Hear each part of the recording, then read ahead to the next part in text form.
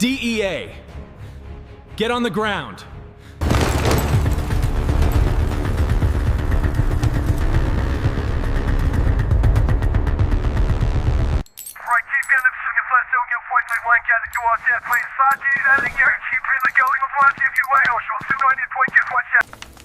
The house reeked of weed and cat piss.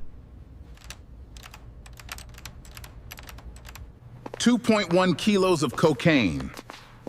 $87,000 in cash. Not bad for a Tuesday night. Good job, kid. Keep your head down, paperwork clean, you'll go far.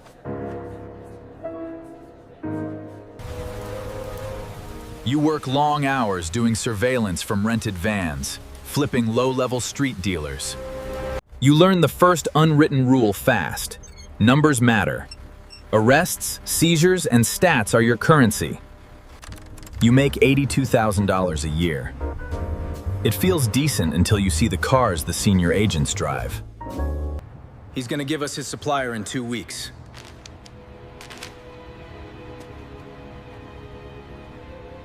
You tell yourself it's the smart play. The first small compromise feels like nothing. Just pragmatism.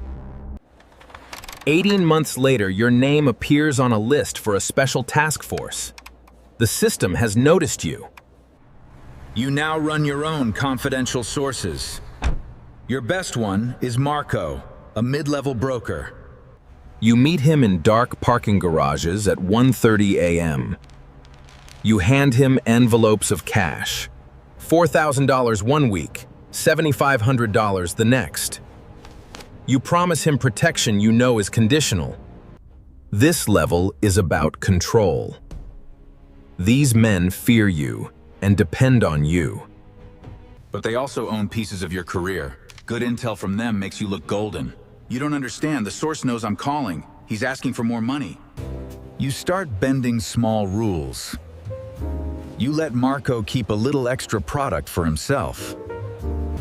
You start bending small rules. You let Marco keep a little extra product for himself. Slowly, the idealism from level 1 fades.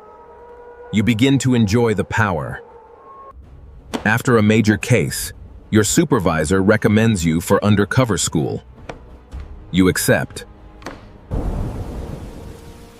You have no idea what it will cost you. They give you a new name, Alex Rivera. You spend 14 months living inside a violent organization.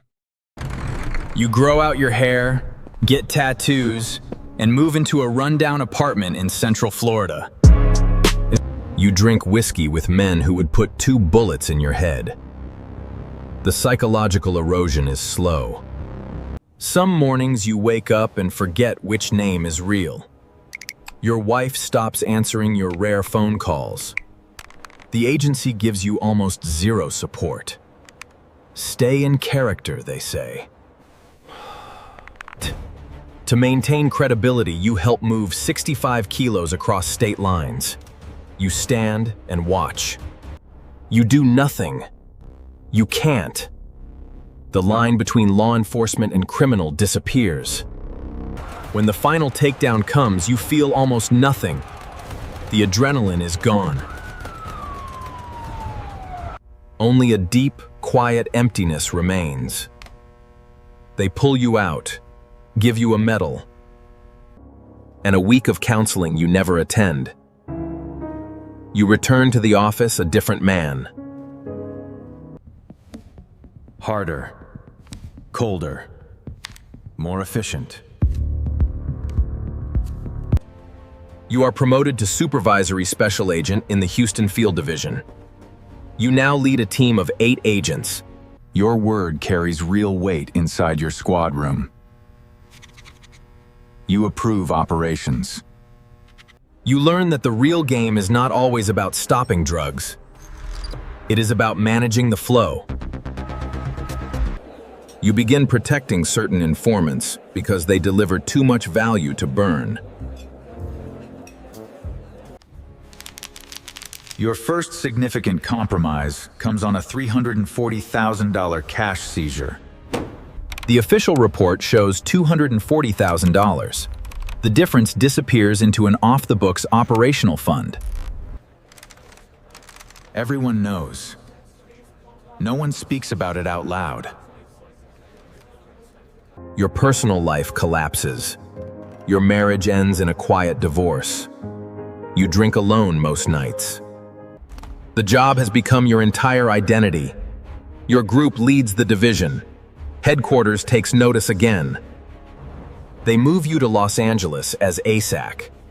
You now oversee multiple groups and more than 40 agents. You sit in high-level meetings with the FBI and federal prosecutors. You brief assistant U.S. attorneys. The compromises become structural.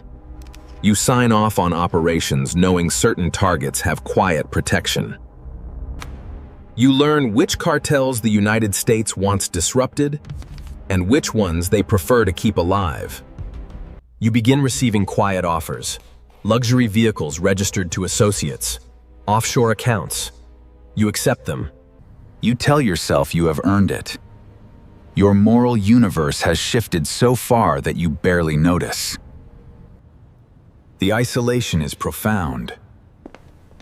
You trust almost no one.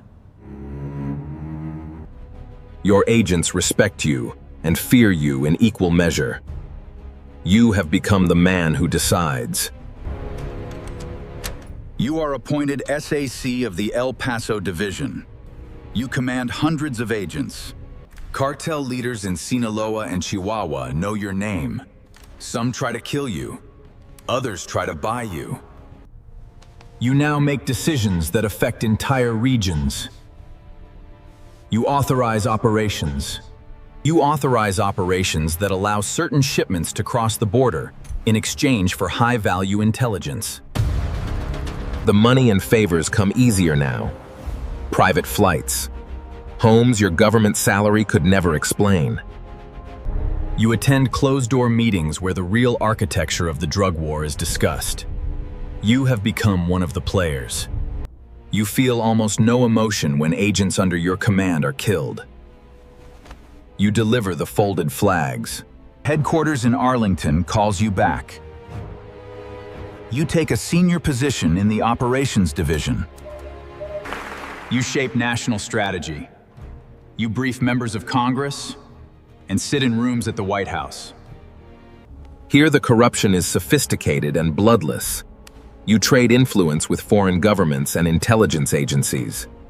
You decide which drug crises the American public will hear about and which ones remain invisible. You have files that could destroy. Your personal life is non-existent. You live in a sterile apartment 5 minutes from the office.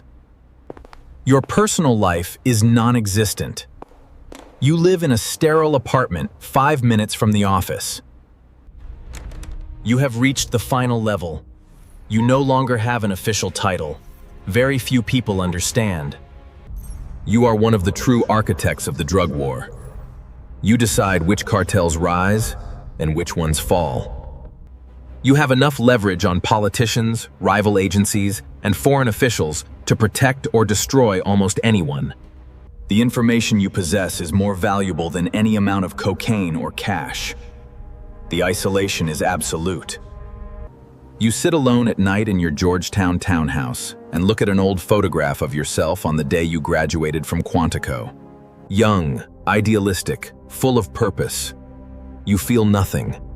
Not regret, not pride. Only the heavy, quiet understanding that the machine is eternal and you have become one of its most important hidden parts. You still carry the badge, but you are no longer merely enforcing the law. You are managing the game itself. Somewhere right now, a new class of recruits is standing at attention at the DEA Academy in Quantico. I swear an oath to uphold the Constitution and the laws of the United States. He believes he will make a real difference. He believes the system can be beaten from within. Just like you did. If you felt the weight of every level, if the slow erosion of power hit you as hard as it hit me. Then you already know what kind of stories we tell here on Shadow POV. This is the channel where you don't just watch the hierarchy, you live it.